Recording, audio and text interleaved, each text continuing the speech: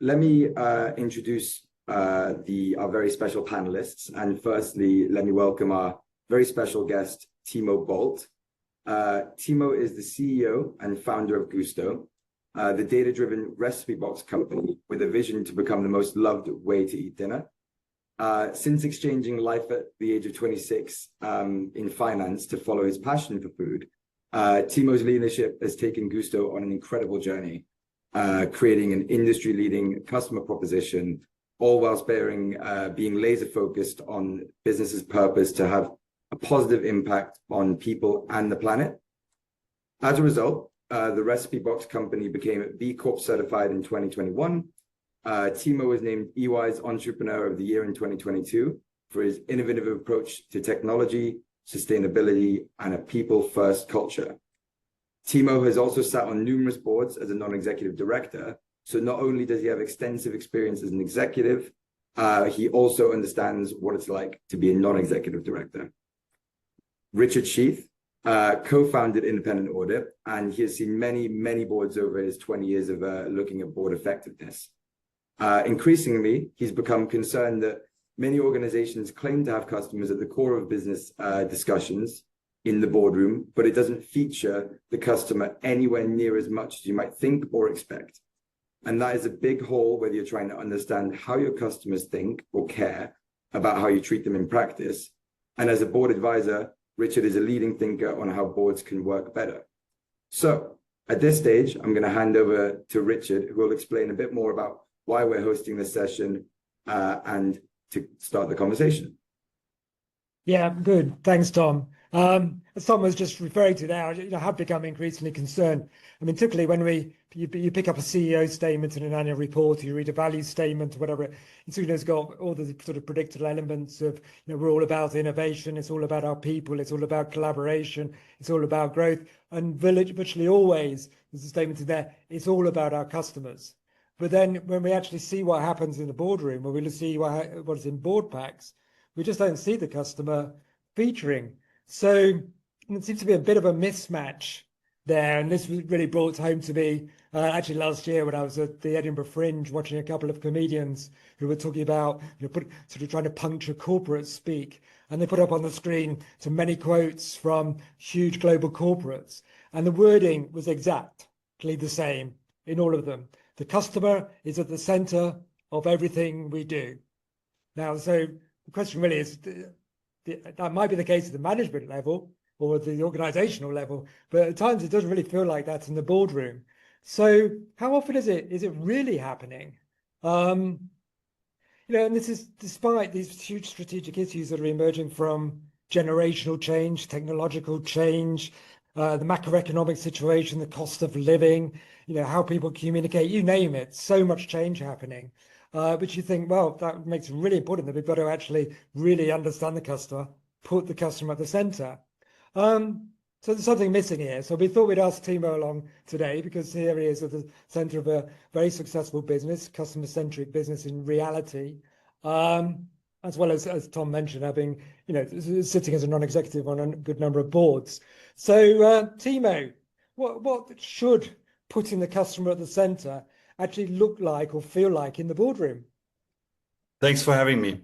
A privilege and a treat to have this conversation. Really passionate about boards, really passionate about the customer. Everything starts with the customer. And look, the reality of the situation is whoever builds the deepest customer relationships will win, in 3, 5, 6, 10 years. But then, as you said, I've been on 7 different boards. One of the things I always do is the first board deck I get to see, I search EBITDA and I search for NPS and I search for the customer. And, often I see 400 times the word EBITDA and 0 times NPS, 0 times anything related to the customer, no personas, no segmentation, no disaggregation of the financials into the leading indicators of the customer. And so over the last couple of years, I've become incredibly passionate to represent the customer in various boards.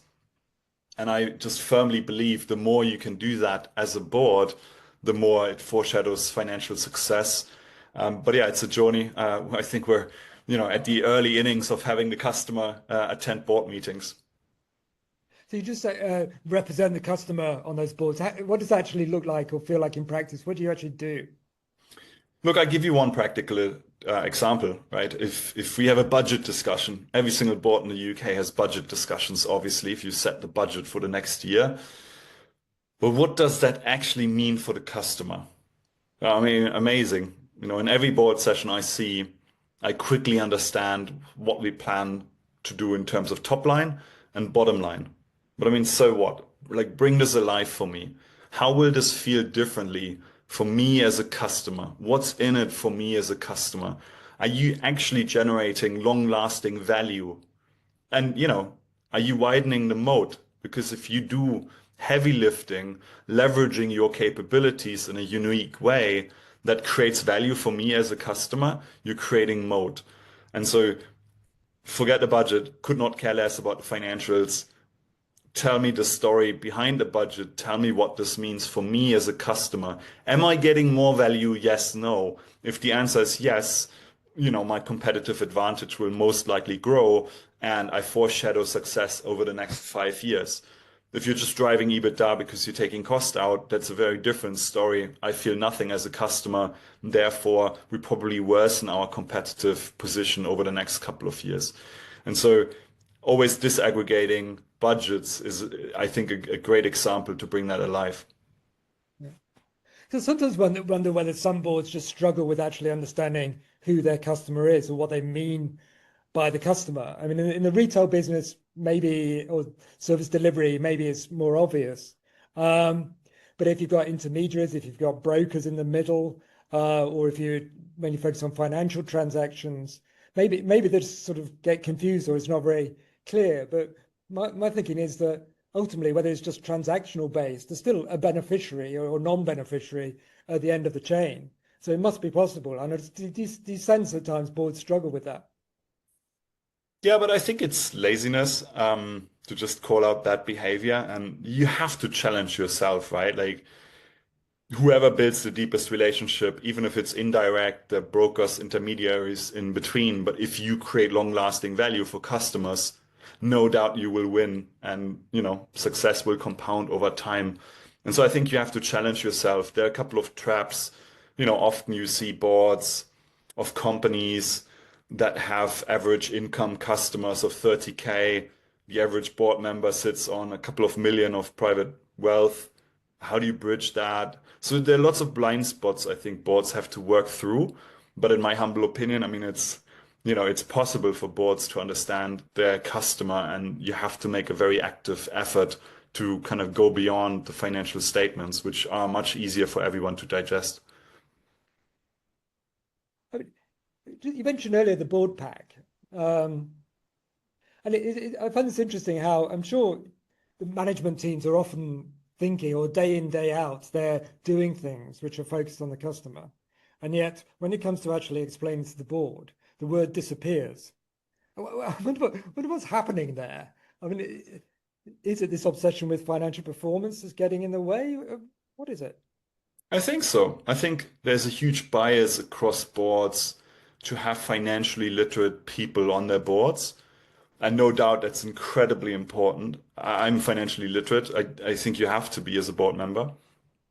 But therefore, I think there's a lot of pressure on leadership teams to lead with the financials, and then some of the customer noise and stuff gets lost in the process, and we over-index on the financial news. And that's where everyone feels comfortable. If you're representing a private equity house or VC fund, you're more comfortable talking about financials. It's closer to home. You've been educated in this, right? It's easier for you to challenge P&L line number 41 than to have a conversation about, how will this make the customer feel? And is the signal strong enough to double down? Do we take a bet here? Is this an asymmetric bet? What type of bet are we taking?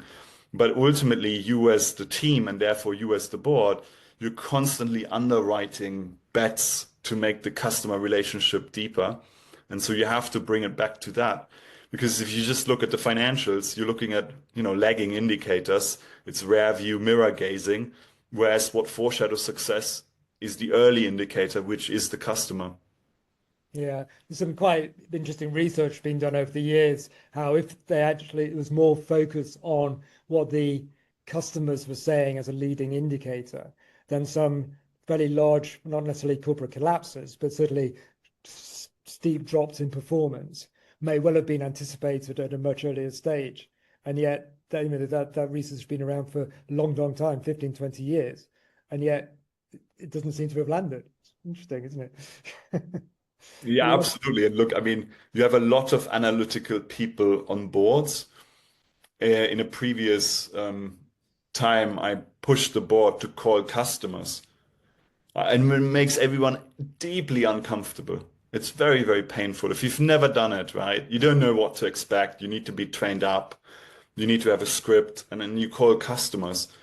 But it's amazing how emotional customers' reactions are to you calling them and how rich kind of the feedback is, particularly where board members are rich, customers are kind of lower income demographics.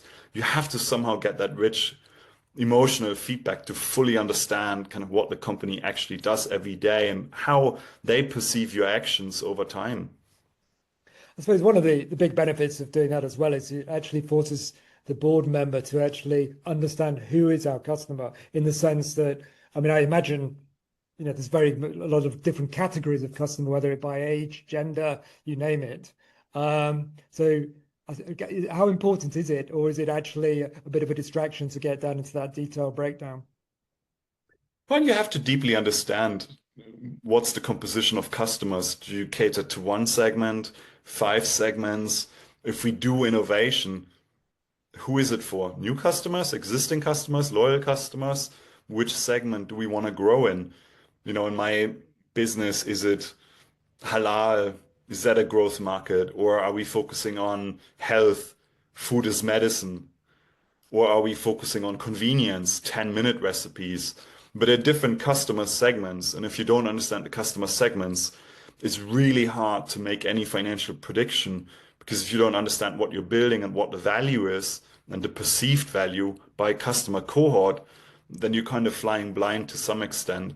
And so that discussion has to be in the boardroom. Yeah. So just to reflect a bit, so we've got a few practical suggestions here. One is sort of looking at getting the data, the information, but segregated in a meaningful way. Another is to overcome this obsession with financials. Another is to put non-executives at the sharp end. So a few things for people to think about there. To just pause for a second. Tom, have you got any questions coming through? Yeah, we've had a couple, and one here is actually very topical to what's just being discussed. You've sort of answered this first part, but the question is, what role can data play at the board when it comes to customers? But the second part of the question, how should boards ensure they get the right customer data? And to what extent is there a danger of becoming too metrics driven or losing sight of qualitative feedback? Yeah, so you always need to strike a balance. My recommendation is, start with stuff like NPS, assuming the company has a net promoter score. How likely are you to recommend a company? But don't stop at NPS. You have to disaggregate NPS. Why are people detracting? Why are people promoting? Anyone who promotes the company will have huge referral rate and retention rate. Does the leadership team actually understand the non-linear relationship between the two?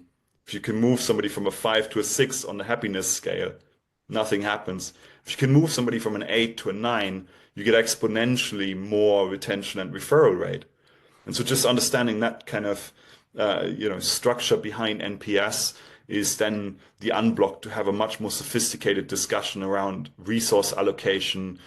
Should I put £1 million into marketing, or do I put it into product? If I put it into product, will I shift my detractors to promoters meaningfully? Therefore, how much more retention and referral rate can I expect? And so that's one example. But then, I mean, you need all kinds of early indicators. What matters to customers? Is it your error rate? Is it how quickly you respond to customer care tickets? Like, you have to check in on what are the causal drivers of customer satisfaction. What are the more speculative drivers of customer satisfaction. So for one, you need kind of data science to tell you if you do 1, 2, 3, for sure we see an uplift in happiness. And then there's some stuff which is gray area where you have to trust your gut and you have to talk to customers all the time to understand the nuances. And a good strategy is based on data and some gut feeling. And so you have to have both, I think, to make rich decisions. Maybe if I just share a couple of anecdotes of two really good board discussions I've seen, two of the best I've seen over quite a few years.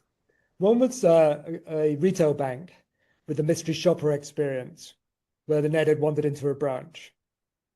Yeah, and the other was actually an online betting company, where the management had been monitoring how, to what extent the non-executives had actually logged in to the product or actually used it to place a bet.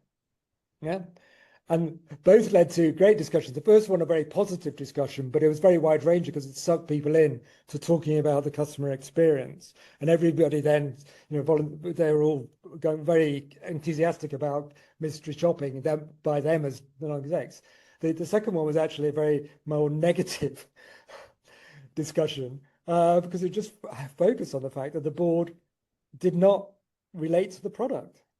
So I guess those sort of things can be very powerful in generating the right sort of discussion in the boardroom. Yeah, look, I mean, we don't at Gousto share exactly how many orders each board member had, but we strongly encourage it and we highlight, wow, Tim, you just had your 50th Gousto order this year. Well done. Like, really appreciate the commitment to the brand. And we do it publicly in front of the entire board. And so we try to create kind of the expectation, even though it's a soft expectation, that you as a board member should absolutely be a customer. And many, many years ago, in the early days, we had this board member, great board member, but he came literally with a list of notes and he said, look, my maid gave me this feedback and I wanted to pass this on. And it just made us realize, it was so out of touch with the real customer. We had to somehow then set the expectation, please, even if you don't use Gousto every week, order once a quarter, go through the order flow, go through the cancellation flow. Let's collectively pull out the phone and call up customer care so everyone understands kind of how we talk to customers, real customers. But it was a real wake-up moment where I just felt obliged to get the board closer to the customer again. So presumably they led to really good board discussions. I'm guessing, I hope so. Because it's what I've seen when you get it down to that level, it really works. But how do you keep that going in the sense that you can't every meeting say, okay, here's your gold award for Gousto orders. So what other sort of techniques do you use to keep it sort of fresh as well? Otherwise, the conversations can become a bit predictable. And look, the risk is the shiny object problem. The board listens to 5 calls and then suddenly everyone is zooming in, yes, we must fix X. Whereas in reality, you have to trust the leadership team to be on top of the prioritization, and X might not be the most important part. And so you always have to manage expectations and not then change the company roadmap on the back of a board session that zoomed in on one topic. I mean, I think, your job as an executive is to constantly relate everything back to the customer. So if your cost base is X, what of that cost base is discretionary? i.e., there's some cost that keeps the lights on, and then there's some cost that actually does change management or product change. And then the question is, what do you do with that discretionary cost base? Clearly, you're investing beyond keeping the lights on to make the product experience better on behalf of customers. So, what have you learned this quarter? Are we spending too much? Are we spending too little? What's the velocity behind that spending? What is it changing for the customer? How are customer metrics changing on the back of it? Why is referral rate dipping? Let's, deep dive. And so I think you have to build the muscle of breaking down topics like budget, like performance reviews, like trading updates, and you have to somehow bring the customer in and make it real so that people understand, the real impact you're having beyond the numbers. Yeah, I'll share another anecdote. Again, from a good few years ago now, but there's the best board meeting I've ever observed, and this was a kitchen manufacturer, and just the way the office was constructed, when they had quite a bit of kit around, and the opening item on the board meeting, the CEO personally wheeled in a kitchen unit, the whole bank of kitchen units. It was just about fitting into the room. And it was, so proud of the latest design and the product and the capabilities of it, et cetera, et cetera. And it led to such a great board meeting. The real focus on the customer and the product and design and what was critical and their competitive edge and you name it, and value for money. It just automatically, just one thing like that, make it very practical, led to a whole branch of discussions. Love it. It was great to watch. What we do is every board meeting we start with lunch. We bring in 15 to 20 team members across different levels of the org. We tell the board, your job is not to talk to other board members, but to talk to these people across the org, understand what they do, what their contribution is. But then they eat Gousto, and so we eat, I don't know, the summer range or the fiber fix range or a particular range, so that they get exposed to what's on the menu, why are we putting these ranges out, while having fun and engaging with high potentials and employees across the org. It takes 30 minutes, people feel deeply recognized, the board is tasting what we actually sell.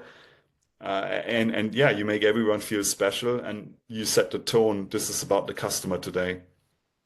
But how do you set the tone if people actually feel they want to make criticism and they actually want to point out problems? I mean, how do you ensure that is not necessarily encouraged, but that it's not sat on? I mean, you should usually encourage any kind of feedback that's customer related. I think it's about creating enough understanding that A, you understand these customer pain points, but B, you focus on impact, right? As a team, you can't fix everything. You have to commit to fixing what matters most. And so your job is to demonstrate to the board that there's a framework in place that prioritizes pain points, and we leverage the finite resources we have against kind of the pain points we have in the right order of sequence. And this is what creates agility and speed, and ultimately financial outcomes is your understanding of what matters most to customers and why. And of course, sometimes customers can't articulate, what they actually hope and dream about in your product change roadmap. And your job then is to say, look, here I have got conviction. We just do it. Take packaging at Gousto. We just get it to 100% recyclable, reusable, compostable because it's the right thing to do. We don't need to A/B test that. We just do it. Whereas other stuff, I want to A/B test. I want to understand how customers engage differently, what their propensity to, pay more premium is.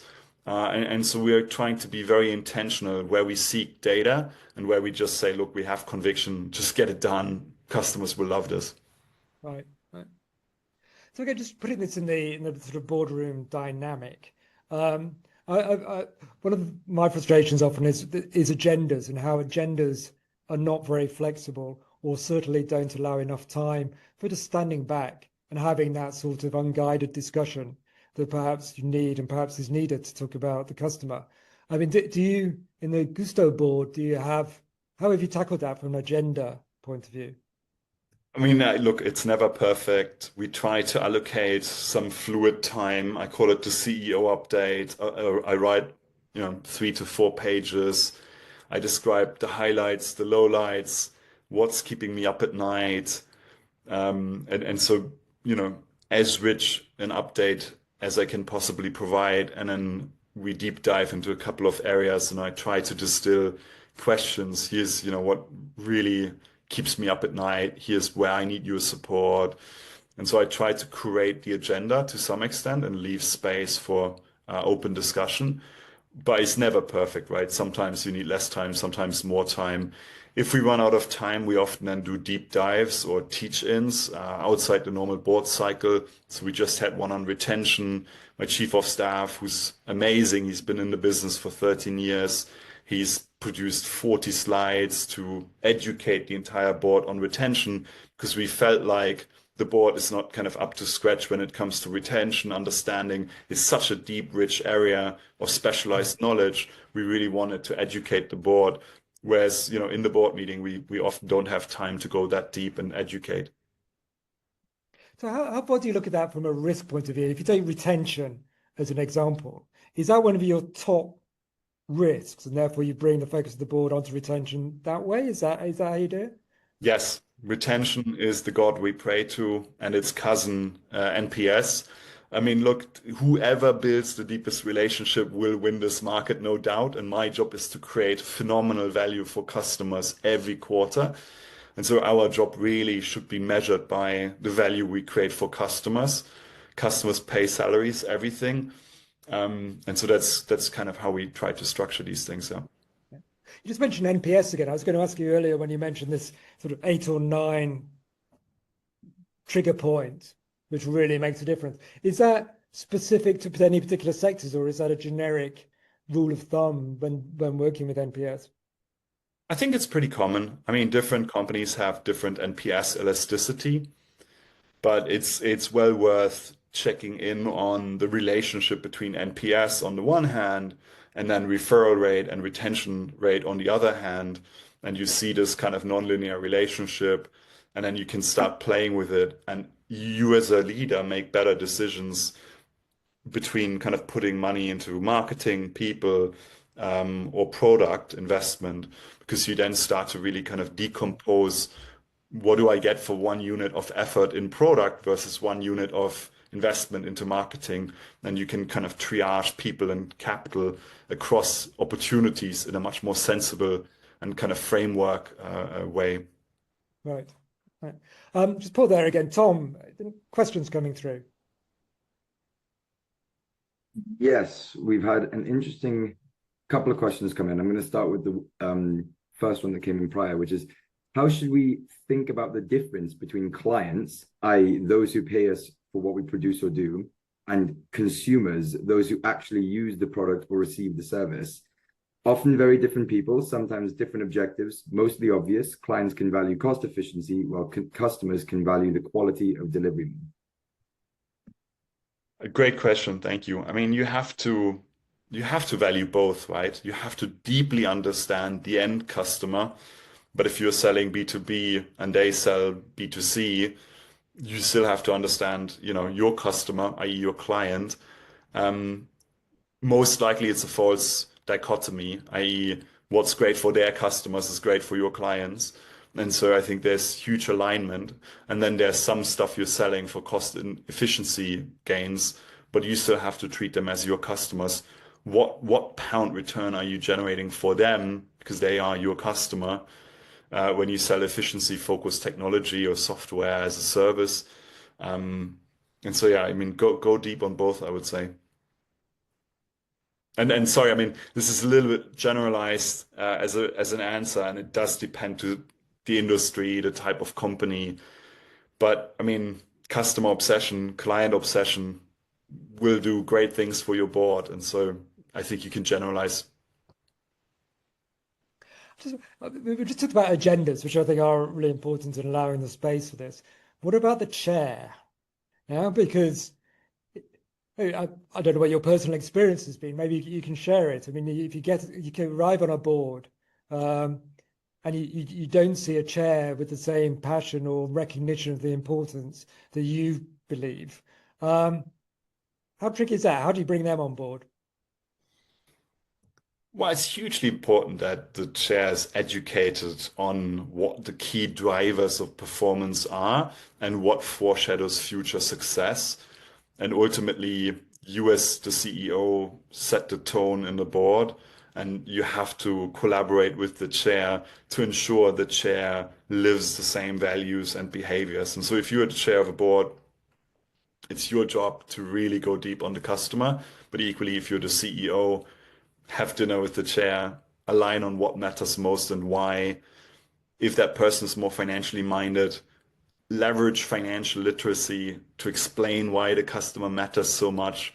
Right? We're not doing this for fun or because everyone is a good person. This has real financial tangible value, and it foreshadows future financial success. explain what unit economics matter, retention, AOV, gross margin, and why kind of these unit economics are the leading indicator for your P&L. And so I think there's a lot you need to do, especially when you have more financially minded shares in terms of education. Tom, there was another question you had there. Do you want to just share that one? Yes, I think the conversation's prompting and good for you to come in now. What experience do you have of having customers on boards? So this individual gave some examples. Some organizations do have customers on their boards, you know, tenants on HA boards or students on university boards. But yeah, just asking the more general for your experiences. So personally, I've not seen it work. I mean, of course, my board are Gousto customers. So indirect, I mean, there are kind of customers on my board. But I think you have to be quite careful because you have to have a very deep understanding of who are the three segments of customers in your customer base. Why are we doubling down on this segment and not the other two? Are they really representative? Strategy might change over time due to market disruption or different things, in which case you then need a different profile of customer on the board. And so personally, I found it more powerful to share kind of customer videos, to do customer focus groups, to put the board behind the mirror and, you know, let somebody do a focus group with real customers than to have one permanent customer sit there. Because at the end of the day, it's not about me search, it's about extrapolating what most customers want. And yes, you need to hear the story, but you also have to have the discipline to focus on impact and to put this into some kind of backlog of priority. Yeah. There's another anecdote I've seen in the boardroom work really well was a very large UK charity, which obviously is quite dependent on income from high street charity stores. They are in a regular habit of inviting not necessarily the manager, but maybe a shop assistant, a volunteer in the charity shops to spend 10, 15 minutes at the beginning of a board meeting. You know, what's it feel like in the last few weeks? It's great. Absolutely love it. Yeah, that's awesome. Yeah. Just thinking of other practical things that can be done. One thing I sometimes float, but often get pushback on is I quite like the idea of touchstones in a board discussion, in the sense you can identify 3 or 4 touchstones that the board should constantly be coming back to. You know, and they're almost, and sometimes suggest, well, maybe there's one of the non-execs who should actually say, hold on, we haven't talked about the customer in the last half an hour or something of that nature. And I get pushback from it saying, well, we don't want, you know, that to sit with 1 or 2 NEDs. It should be a general ownership. Well, do you think that makes sense, or would you be skeptical? No, I love it. I think I've never seen this sit with all NEDs. You know, if you sit on the board of, I don't know, insurance or financial services, not every person will be equally customer focused and customer experienced. And so I think it's the chair's job to create a composition of the board whereby you have, as you know, ideally a couple of customer representatives on the board who love the customer, who understand strategically why we're creating value for the customer. And I think it's then their duty to help the chair and the CEO to raise their arm and say, look, you know, we haven't talked about the customer in the last 2 hours. I think that's enormously powerful. Yeah, because one of the things we do in our board reviews is to observe meetings. And we're often sitting there saying, okay, these are the 4 or 5 things the CEO says really matter, you know, innovation, customer, etc. You sit there listening. You think, I haven't heard that. So anyway, so that's an important thing. But another idea sometimes share is that in the board paper, it's almost as though you have to have a requirement. The front page of the board paper is going to say, right, why is this relevant to the customer? What are our risks here in relation to the customer? And again, get a bit of pushback saying, well, you know, you shouldn't force people into a template or this sort of thing. But often, otherwise, if you don't do something like that, you don't see it. Have you experienced that at all? I mean, I'm a big fan of a structured CEO update. My first page does set the scene. Quick reminder, this is our vision, this is our purpose. Here's what we're mainly discussing today. And then it has a very standardized update against the 3 goals we have as an org this year. And then it goes highlights, lowlights, what keeps me up at night. kind of these structured sections. And I think it just helps. It brings the customer alive more. Yeah, yeah. Just change tack a little bit. And in terms of the regulated entities, particularly where those are regulated by the Financial Conduct Authority. Sorry for those of you who are not in that sector, we're just moving conversation, but I think it applies across a lot of regulated businesses. There has been this emphasis over the last few years, a very positive emphasis on customer conduct and the impact on the customer.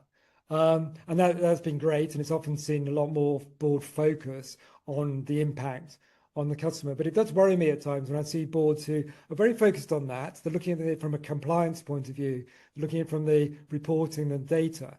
And it's almost at times so you feel, okay, we've done that. That's the customer ticked. And forgetting that actually, it's the value, it's not only the conduct and the impact, but it's the value impact. Well, have you experienced that as a frustration or?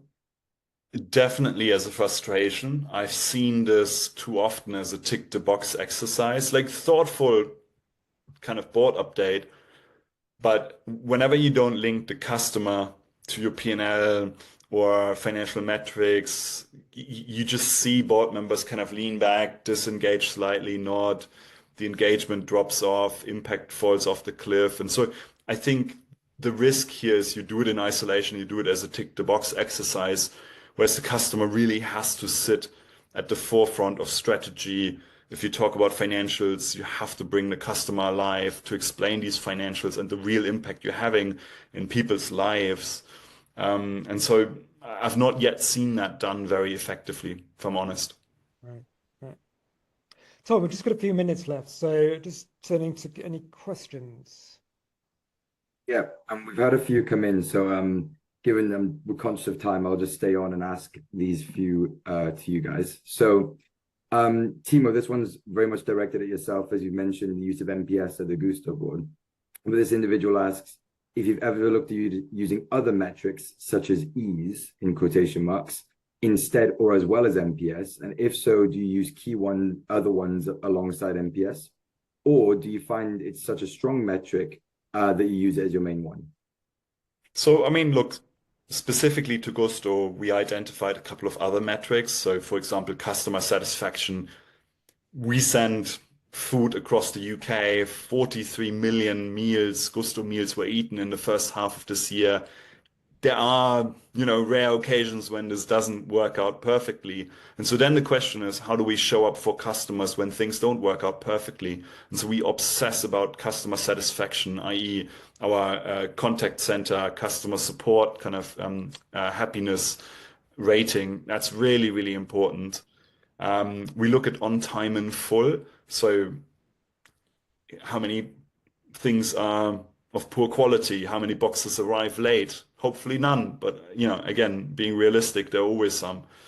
And so I think it's about identifying the most relevant industry metrics that represent the customer fairly. Lifetime value is a great one. Why are we spending money on marketing?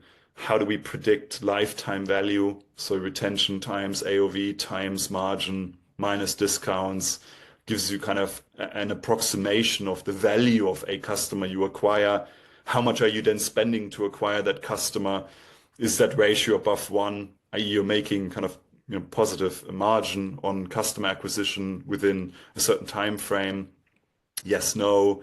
Over lifetime, 5 years, how much money are you making per customer? So there are different kind of things you can use, and different industries use different standards, but I'd encourage you to have probably 4 to 5 frameworks for your business that should be in the board all the time. Thank you for that answer, TImo. Another question, and it relates to the discussion around inviting individuals to join a board meeting at the outset when you brought up your charity anecdote, Richard. But certain companies often start meetings with a HSE incident and lessons learned. So sort of a more negative isn't the wrong word, but maybe a lessons learned mindset to start the meeting. Do you have any experience of board meetings starting in that way? I do, yeah. So, I mean, we have one of our board meetings every year in one of our factories And I always start with health and safety to set the tone, to recognize the team that keeps everyone safe. Our purpose is to have a positive impact on people and the planet. And therefore, I want the board to understand health and safety and understand kind of how important this is to keeping employees safe. And then we talk about the customer and strategy and everything else. But I think it's really powerful and really, really important. You have an obligation and to engage your team and to get the best out of your team, you need to double down on health and safety. Very interesting that the framing changes depending on the location of the board meeting. You're saying that in the factory, you start with that aspect. Yeah, I mean, look, we have 4 big themes per year, and then one is kind of more operations focused, and therefore the theme of the entire agenda changes slightly. You still have the normal CEO update, you still have strategic topics, but I think you want to dial up different aspects. Q1 is about people, culture, psychological safety. Q2 is strategy day, Q4 is kind of budget, and so you have various seasons. And a forward-looking question to cap it off. But what do you hope, and this is a question for both of you, but what do you hope the boardroom of the future looks like and feels like in terms of customer presence and influence? Richard, I'll invite you to answer that one first. Right. What I'd like to see is just a much more strategic and imaginative approach to agendas. So what I mean by that is, get the financials out of the way even before the meeting. I mean, don't spend it turning the page in the CFO report. Leave the space for actually discussing the things that, apart from the financial situation, are really going to drive success. And a lot of that's going to come down to value and customers. And then using a more imaginative approach to actually structuring it. I mean, we're really talking about the future here, but I look at a boardroom and I see how many people? 15 people sitting around an oval table for 6 hours, 8 hours. Where else does that happen nowadays? I don't know. It's only in the boardrooms. Surely, we're talking about customers, we're talking about the business, getting out, talking to people who are interacting, delivering, responsible for the value for customers. How do we build that in to an agenda? How do we build it into that discussion as a natural part of the course rather than forcing it through an agenda item? It's that sort of imagination that I'd love to see, in the boardroom. I don't know, it doesn't have to be 10 years' time, it should be 5 years' time. Yeah, look, love your point. There's so much value in being hyper intentional on agendas. I always think the best boards are the ones that have high engagement, high impact. I see a lot of boards, high engagement, low impact, and so both have to be high. And I think the unlock is kind of diversity. You probably have over-indexed in the last 50 years in financially minded or risk-minded people. And I think increasingly you want technology leaders because all of our businesses will undergo huge kind of tech change. And so who are the best tech leaders, the best strategic tech leaders that can bring the customer alive, product leaders that understand how you drive product to have customer impact and how that then triggers kind of financial change, but just much more holistic thinking around, it starts with the customer, but then it does translate into financial change. And it's quite a rare skill set to understand both of them. At the moment, I think it's too holistically focused on finance. That's right. Well, we're out of time, so it just leads me to thank you again, TImo. Huge thanks for making the time today to join us, and I'm sure people, both those on the line at the moment, but also those who get a recording, etc., will find some very useful practical tips there, and hopefully take those into their boardroom.